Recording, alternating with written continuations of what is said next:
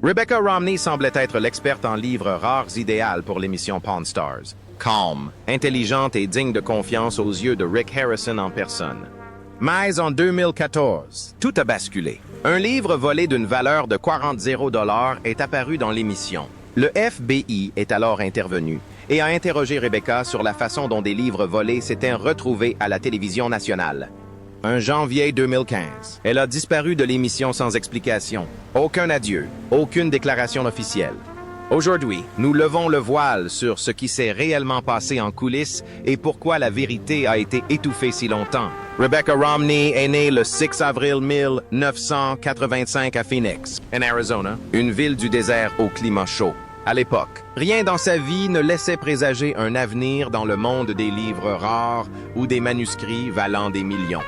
En fait, elle plaisantait souvent en disant que les vieux livres étaient des reliques ennuyeuses pour vieux messieurs. Elle rêvait de devenir philosophe ou peut-être traductrice. Elle aimait les langues, les idées et les conversations profondes. Des choses qui n'avaient rien à voir avec le monde des enchères qu'elle allait un jour dominer. À 18 ans, elle entra à l'université, pensant passer sa vie sur les bancs de l'école. À 22 ans, elle maîtrisait 5 langues et demie. Elle a appris seule l'anglais, le français, le japonais, le latin, le grec ancien et même quelques notions de vieil anglais en étudiant 12 heures par jour. Elle a traduit un papyrus grec de 300 avant Jésus-Christ, J-C, pour un examen universitaire et a obtenu une note exceptionnelle. Les professeurs étaient stupéfaits et ses compétences lui permettraient plus tard de démasquer des faux qui auraient pu coûter des millions aux collectionneurs. Entre 2003 et 2007, elle a étudié la philosophie et les lettres classiques à l'université Brigham Young. Tandis que ses camarades optaient pour des filières plus consensuelles, Rebecca se passionnait pour les débats sur le libre arbitre lors de séminaires de 4 heures et pour le décryptage de textes anciens dans leur version originale. Elle a suivi des cours supplémentaires, obtenu une moyenne générale parfaite et a été diplômée avec mention. Sa thèse portait sur la comparaison de fragments grecs du IIe siècle de la République de Platon. Personne ne le savait alors. Mais cet étrange mélange de philosophie et de langue ancienne la préparait à quelque chose d'extraordinaire. En 2007, juste après l'obtention de son diplôme, elle commet une erreur qui changea sa vie. Rebecca avait postulé à ce qu'elle pensait être un poste de gestionnaire de base chez Bowman Rare Books à Philadelphie. Mais en arrivant à l'entretien, elle s'est rendue compte qu'elle avait mal interprété l'annonce. Il s'agissait d'un poste de spécialiste des livres rares, un domaine qu'elle ne connaissait absolument pas. Elle a failli partir. Finalement, elle est restée, a admis son manque d'expérience et a obtenu le poste malgré tout. Ses compétences linguistiques ont attiré leur attention et cela a suffi. En quelques mois, elle manipulait des livres d'une valeur supérieure à celle de la plupart des Holmes. Un folio de Shakespeare datant de 1623, une page de la Bible de Gutenberg, des éditions originales des Principia Mathematica d'Isaac Newton. Elle fut plongée dans un monde où une seule erreur pouvait coûter une fortune. En 2010, à peine 3 ans plus tard, elle était promue directrice de galerie à Las Vegas. Elle avait 26 ans. En 2013, à 29 ans, elle est devenue la plus jeune directrice générale de l'histoire de l'entreprise. Ce poste lui conférait de la responsabilité des catalogues, des ventes aux enchères et des ventes privées, pour un chiffre d'affaires annuel de plus de 10 millions de dollars. L'un de ses clients a déboursé 300 $ pour un livre imprimé en 1472. Et non seulement elle était douée pour la vente, mais elle débusquait aussi des faux que personne d'autre ne pouvait repérer. Rick Harrison n'a pas trouvé Rebecca Romney grâce à une annonce de casting. Il la connaissait déjà. En 2007, elle a rejoint Bowman Rare Books lors de l'ouverture de leur succursale à Las Vegas. Dès 2010, elle en était la directrice. Rick gérait Gold and Silver Pond depuis 1989 et le marché des livres rares et des antiquités à Las Vegas était alors relativement restreint.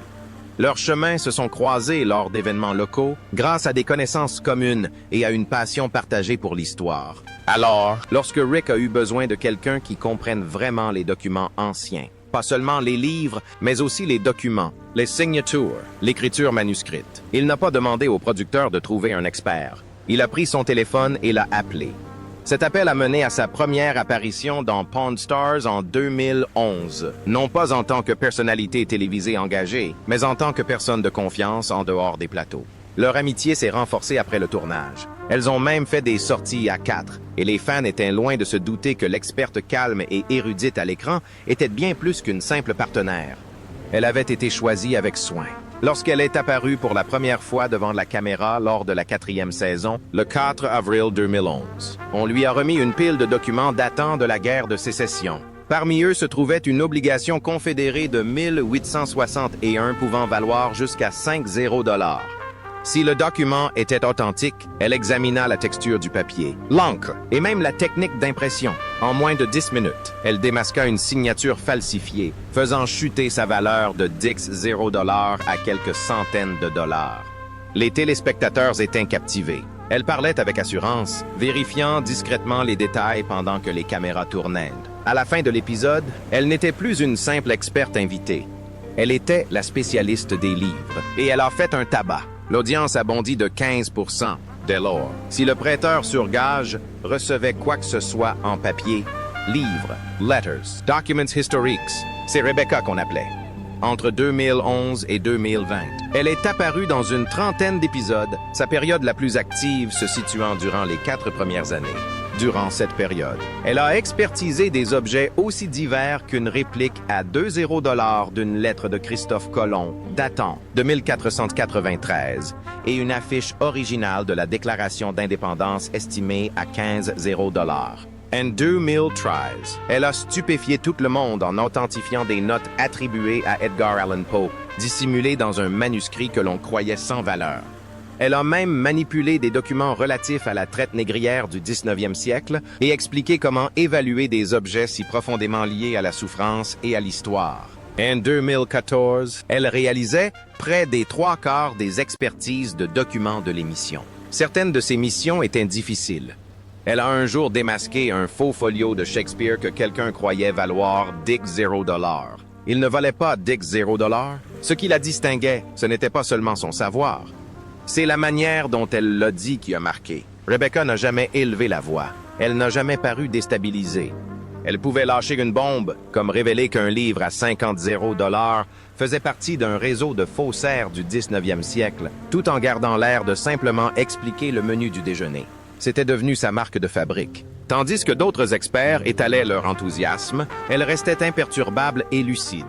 En 2012, Chumley a failli perdre son emploi à cause d'un livre acheté sans vérification. Il avait déboursé 500 $ pour un exemplaire dédicacé de l'autobiographie de Charlotte Lindbergh, paru en 1927. Du coup, on l'a appelé par erreur Mark Lindbergh. Tout le monde dans le magasin pensait que c'était un faux. Rick a même dit que si la signature n'était pas authentique, le prochain jour de congé de Chumley serait définitif. Rebecca Romney est intervenue une fois de plus. Elle sortit une copie certifiée conforme et compara la signature, soulignant comment Lindbergh avait modifié son style d'autographe au fur et à mesure que sa notoriété grandissait. Il s'avéra que c'était authentique. Elle l'estima à 500 $, soit 3 fois le prix payé par Chumley. Non seulement cela lui rapporta un bénéfice substantiel, mais cela sauva aussi Chumley du licenciement. Une simple signature transforma une situation qui frôla la catastrophe en l'une de ses rares victoires. Une autre fois, quelqu'un se présenta avec ce qui ressemblait à des obligations de la guerre d'indépendance américaine, affirmant qu'elles valaient une fortune. Mais lorsque Rebecca y regarda de plus près, la vérité était bien plus étrange. Il ne s'agissait pas de révolutionnaires, il s'agissait de confédérés. Et ils n'étaient pas seulement rares, ils avaient disparu. Ces documents s'étaient volatilisés après la fin de la guerre de sécession en 1865. Ces fonds étaient liés à des avoirs volés au sud des États-Unis, chargés à bord de l'USS Republic, un navire qui a coulé lors d'un ouragan la même année. L'épave a été découverte en 2003 et, dès 2005, une partie de son contenu corrodé a été récupérée. Ces obligations, potentiellement d'une valeur de 50 $, faisaient partie intégrante de cette histoire, mais elles étaient également assorties de complications juridiques. La vente d'articles volés aurait pu valoir au magasin des poursuites judiciaires. La police a été saisie. Grâce aux recherches approfondies de Rebecca, le magasin a évité un achat susceptible d'entraîner un procès, prouvant ainsi que le passé a parfois des conséquences. Il y a aussi eu cette fois où quelqu'un a cru avoir fait une affaire en or avec un exemplaire du premier folio de Shakespeare datant de 1623. De véritables exemplaires de ce livre se sont vendus à des millions. L'un d'eux a même atteint la somme de 9,98 millions de dollars en 2020. L'exemplaire du vendeur paraissait impressionnant, mais lorsque Rebecca l'examina, les défauts commencèrent à apparaître. Le papier n'avait pas vieilli correctement. L'encre semblait trop propre et il manquait les minuscules imperfections que l'on retrouve toujours dans les véritables livres de 400 ans. Elle pensa qu'il s'agissait d'un faux, peut-être inspiré du prétendu faux folio de 1619, un recueil trompeur réalisé par William Jaggard et Thomas Pavier. Même celles-ci ont de la valeur, mais celle-ci était loin d'être à la hauteur. Si Rick l'avait acheté, la boutique aurait pu perdre des milliers de dollars. Son œil de lynx leur a évité l'une des erreurs les plus coûteuses de l'histoire de Pawn Stars. Mais parfois, les objets étaient on ne peut plus authentiques et tout aussi précieux. That's what happened when someone brought in a first edition of On the Origin of Species by Charles Darwin. The book came out on November 24, 1859, and it sold out on its first day. Only 1250 copies were printed. Rebecca took one look at the green cloth binding, the diagrams, and the ads dated June 1859, and she knew it was authentic. She valued it at $75,000. The impact of Darwin's book couldn't be overstated. It reshaped science and religion forever. Even Copernicus and Newton hadn't caused such a shock. Some copies, especially those with Darwin's personal notes, have sold for over $500,000. Later editions aren't nearly as valuable. For example, the 1862 ND edition, where Darwin removed his odd whale bear story, is only worth around $9,500. But that first printing changed everything, and this one, sitting in the shop, was the kind of find that most collectors dream about. Between 2011 and 2015, she became a fan favorite, especially after she evaluated a first edition of Frankenstein in an episode that lit up online forums. That book was worth $20 million, and so was the reaction it triggered. People started calling her the Book Whisperer, and she quickly gained tens of thousands of followers. Viewers begged producers to give her more screen time. Some even asked for a spin-off, but not everything was perfect behind the scenes. In 2014, an episode of Pawn Stars aired that would quietly set off one of the show's strangest and most unsettling rumors. A man walked into the gold and silver pawn shop, claiming to have a rare 1840 edition of the Book of Mormon. Rebecca Romney, the show's rare book expert, examined it carefully and estimated its value at $40,000. But the seller wanted $1 million. After some back and forth, Rick Harrison managed to buy it for just $24,000. On the surface, it looked like another good deal for the shop. But then things started to unravel. Whispers spread that the book was stolen from the Marriott Library at the University of Utah. Not long after the episode aired, federal agents allegedly stepped in. The FBI, according to these rumors, seized the book and left the pawn shop with nothing. There was never an official statement, and no charges were made public, but the story gained momentum through Reddit threads and YouTube videos. In late 2014, around the time the FBI supposedly got involved, Rebecca Romney was said to have been questioned by federal agents. According to those whispers, the agents wanted to know how stolen historical books could make it onto national television without raising alarms. This wasn't an isolated case. In 2015, the FBI had already returned stolen books to the National Library of Sweden. Earlier, in 2005 and 2006, they had arrested Forbes Smiley, who had stolen millions of dollars worth of rare maps. Romney n'a jamais été accusé d'actes répréhensibles, mais certains pensaient que l'interrogatoire l'avait profondément affecté. Elle était réputée pour son aptitude à estimer avec assurance la valeur de livres valant des milliers d'euros. Désormais, son jugement était remis en question. Puis vint le 10 janvier 2015. Rebecca Romney apparut dans ce qui allait être son dernier épisode de Pawn Stars, où elle estima un livre de pirate datant de 1734. Elle déclara qu'il valait $0. Mais Rick, comme toujours, négocia le prix à la baisse, à $400. Du jour au lendemain, elle a disparu. Après 4 ans et 19 épisodes. Pas d'adieu. La chaîne History Channel n'a fourni aucune explication quant à son absence. Les forums ont été inondés de questions. Avait-elle été renvoyée? Était-ce lié au scandale? Certains pensaient même qu'elle était partie suite à un drame personnel. D'autres évoquaient les critiques croissantes dont faisait l'objet l'émission. Accusations d'estimation falsifiée, de transactions arrangées et de conflits en coulisses. Mais les fans ont remarqué quelque chose d'étrange. Même après son départ de l'émission, Rebecca Romney n'a jamais supprimé Pawn Stars de son profil LinkedIn. À ce jour, elle se présente toujours comme leur experte en livres rares, et ce, depuis 2011. Certains pensent qu'il s'agit d'une simple stratégie marketing. D'autres estiment que cela pourrait faire partie d'un accord de confidentialité. Quoi qu'il en soit, cela lui permet de rester associée à une émission à laquelle elle n'apparaît plus régulièrement depuis des années. En 2016, elle a déménagé à Philadelphie. Officiellement, c'était pour une promotion. Elle a quitté la galerie de Las Vegas pour devenir directrice principale chez Bauman Rare Books, où elle était responsable des acquisitions et des catalogues de bibliothèques. Elle a ensuite travaillé à Brooklyn, puis s'est finalement installée à Washington, D.C., où elle a cofondé une nouvelle maison d'édition de livres rares. Son départ était donc tout à fait justifié. Mais le moment choisi a tout de même suscité des interrogations. Pourquoi ce changement survenait-il quelques mois seulement après le scandale du livre de Mormon? S'agissait-il simplement d'une ascension professionnelle? Ou bien y avait-il autre chose en coulisses? En 2022, les fans ont pu l'apercevoir brièvement à nouveau. Dans un épisode spécial de Pawn Stars Do America, elle a rejoint l'équipe à Washington, D.C., et a expertisé un autre livre sur les pirates. Son entente avec l'équipe était restée la même. Elle taquinait Chumley. Elle plaisantait avec Corey. Mais cela n'a fait qu'accroître le mystère de sa longue disparition. En 2016, Rebecca Romney a épousé un homme qui partageait sa passion pour les livres, J.P. Romney, auteur et chercheur en histoire. Ce qui rendait l'histoire encore plus singulière, c'est que J.P. avait des liens familiaux avec l'une des figures les plus importantes de la politique américaine.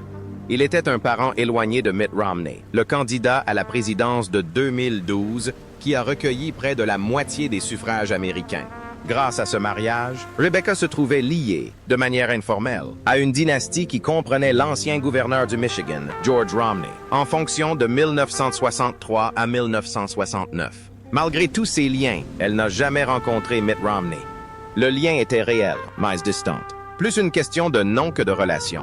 À l'époque, sa notoriété acquise grâce à l'émission Pawn Stars était encore récente.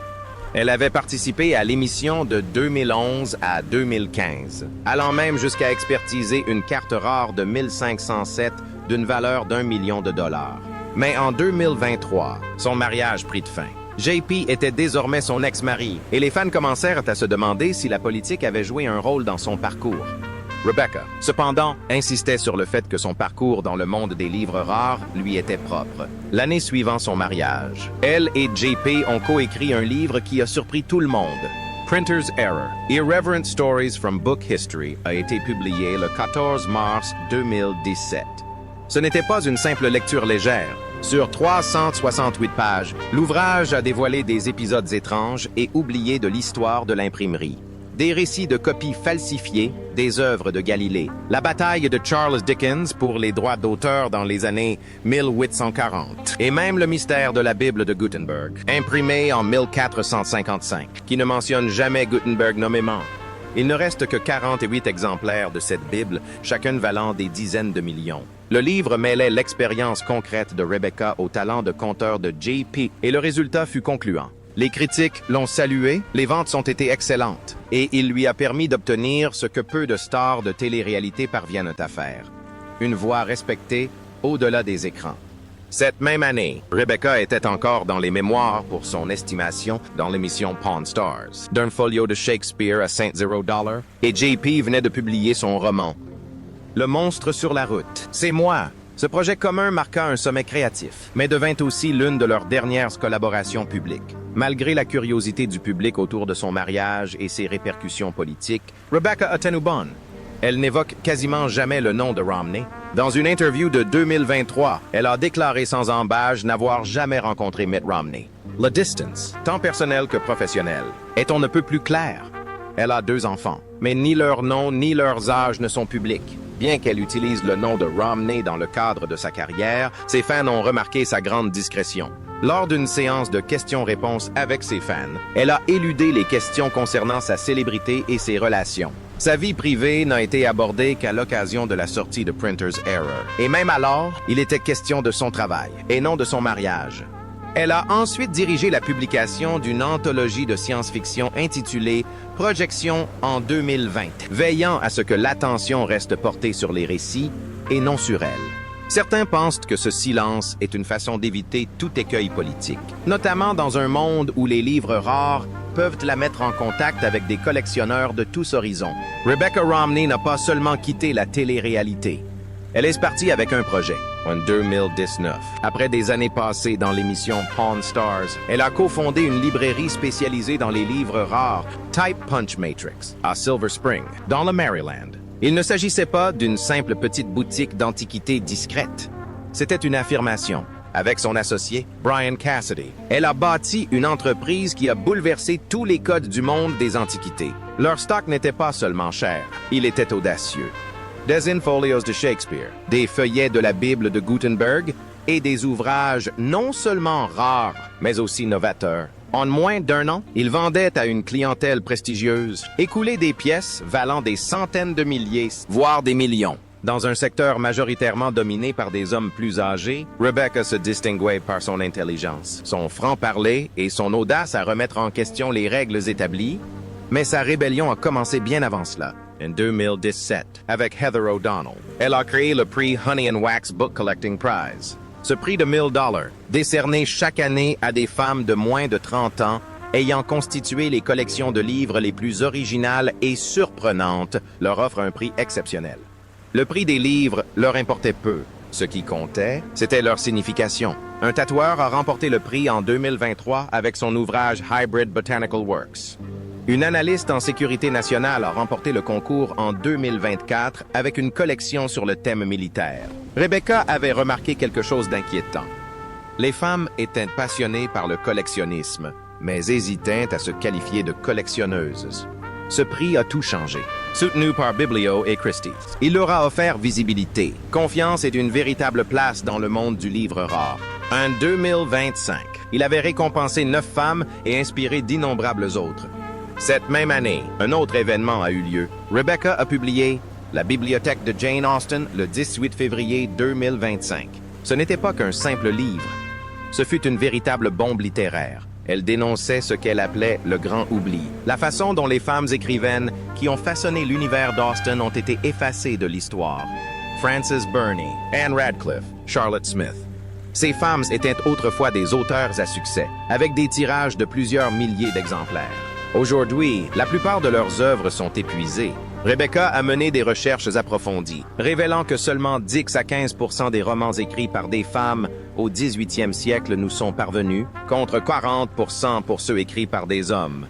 Elle ne s'est pas contentée d'énoncer le problème. Elle en a apporté la preuve, livre après livre, chiffre après chiffre, et les lecteurs l'ont écouté.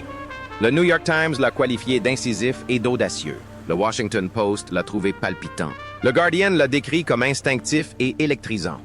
En quelques semaines seulement, le livre s'est vendu à plus de 20 exemplaires. Et ce qui a le plus surpris, Rebecca a avoué n'avoir jamais entendu parler de la plupart des femmes dont elle parlait, ni pendant ses études, ni même lorsqu'elle travaillait comme libraire spécialisée dans les livres rares. Elle avait lu les hommes Richardson, Fielding, mais jamais Charlotte Lennox ni Maria Edgeworth, contrairement à Jane Austen. Cette prise de conscience la frappa de plein fouet. Toute son éducation avait insidieusement effacé ses voix. Et si une personne comme elle ne les avait pas perçues, combien d'autres étaient passées à côté? Alors elle commença à les collectionner. En 2015, elle a entrepris de rechercher les éditions originales des auteurs qui ont influencé Jane Austen. Evelina de Francis, Burney, 1778, et Les Mystères d'Udolphe de Radcliffe, 1794. Emmeline de Charlotte Smith, paru en 1788. Ces œuvres étaient difficiles à trouver. Nombre d'entre elles ont été perdues ou jugées sentimentales ou frivoles parce qu'elles étaient écrites par des femmes. Elle sillonnait les ventes aux enchères, fouillait les successions et s'est même disputé un exemplaire de 1759 de The Female Quichotte de Charlotte Lennox avec d'autres acheteurs. En 2025, sa collection comptait plus de 50 livres rares, chacun étant une véritable renaissance. Mais elle ne s'est pas contentée de collectionner. Elle a utilisé ces livres comme preuve. Elle a recensé le nombre d'exemplaires imprimés, le nombre d'exemplaires ayant survécu et la manière dont les critiques les ont traités. Elle a constaté que les livres écrits par des femmes avaient beaucoup moins de chances d'être conservés, réimprimés ou enseignés à l'école. Bien que Radcliffe ait inspiré Poe, Shelley et toute la tradition gothique, son œuvre n'a pas été reconnue comme classique. Frances Burney a vendu 3 exemplaires de ses recueils au 18e siècle, mais a disparu de la circulation dès 1850. Quant à Charlotte Smith, dont la poésie a contribué à façonner la carrière de Wordsworth, elle est tombée dans un quasi-oubli. Rebecca a utilisé ces schémas pour montrer que le sexisme ne se limitait pas aux critiques. Il était intrinsèquement lié à la survie même de la littérature. L'histoire de Rebecca Romney ne commence pas dans une vieille bibliothèque. Tout commence sous les néons d'un prêteur sur gage de Las Vegas, où elle fait ses débuts à la télévision en tant qu'experte en livres rares. Mais, contre toute attente, ses débuts improbables l'ont menée dans les cercles les plus prestigieux de la bibliophilie américaine. Parmi eux, le Grolier Club à New York. Fondée en 1884, c'est la plus ancienne et la plus prestigieuse société de collectionneurs de livres du pays. Seules 825 personnes dans le monde peuvent s'en prévaloir. Pourtant, en mai 2025, Rebecca y donnera une conférence intitulée « La bibliothèque de Jane Austen, collectionnée comme enquête ». Tout a commencé par un simple événement en 2023, lorsqu'elle est tombée par hasard sur une édition victorienne d'Evelina de Frances Burney. Ce livre a tout changé. Il l'a amenée à explorer le destin des femmes qui ont jadis inspiré Austen, mais qui ont été pour la plupart effacées du canon littéraire. Elle ne se contente pas de raconter l'histoire littéraire, elle la réécrit activement. Depuis 2015, elle est également une figure incontournable des séminaires sur le livre ancien. Chaque année, plus d'une centaine d'aspirants libraires de livres rares se réunissent pour se former auprès d'elle. Elle leur révèle des vérités que la plupart ignorent, notamment que le monde du livre rare n'est pas toujours exempt de défauts. Elle évoque sans détour les faux de Thomas J. Wise dans les années 1930, un scandale impliquant plus de 50 éditions originales contrefaites qui ont trompé les experts pendant des décennies. Elle démontre que collectionner, ce n'est pas seulement posséder, c'est aussi découvrir. Ses enseignements dépassent la simple valeur marchande. Ils révèlent l'empreinte indélébile d'auteurs oubliés par l'histoire. Parmi eux, Burney, dont le roman de 1778, vendu à 500 exemplaires dès sa première édition, a contribué à jeter les bases du concept d'orgueil et de préjugés. C'est grâce au travail de Rebecca que l'on commence à le reconnaître. Elle révolutionne également l'authentification des livres rares. En 2019, elle a cofondé Type Punch Metrics, une entreprise bien plus qu'une simple société d'édition de livres. En 2023, elle utilisait l'IA et la blockchain pour authentifier la provenance d'un manuscrit de Sylvia Plath d'une valeur de 50 $. Le logiciel a permis de retracer la propriété jusqu'en 1956. Cette avancée n'était pas le fruit du hasard. Ce projet est né des révélations faites dans son livre de 2017, Printer's Error, qui explorait l'histoire des livres falsifiés comme les fausses Bibles de Gutenberg des années 1840. Dès 2022, elle collaborait avec des entreprises technologiques pour concevoir des outils dont la plupart des collectionneurs ne pouvaient que rêver. Parmi ceux-ci figuraient des scanners à encre spectrale capables de détecter les contrefaçons avec une précision de 95%, des détails imperceptibles même à l'œil nu. En 2024, l'un de ces outils a permis de découvrir une lettre falsifiée de Christophe Colomb datant de 1493. Au lieu de les garder sous clé, elle les a intégrés à ses séminaires. Plus de 200 marchands ont ainsi appris à les utiliser rien que l'année dernière. Des techniques autrefois réservées au Smithsonian se sont soudainement retrouvées à la portée de tous. Elle a même commencé à travailler sur des simulations en réalité virtuelle permettant de manipuler des livres rares numériquement, sans jamais les toucher physiquement. Il ne s'agit pas seulement de préservation, mais de transformation. Mais son ambition ne s'arrête pas là. D'ici 2025, elle prévoit d'étendre les activités de Type Punch Matrix au conseil au musée.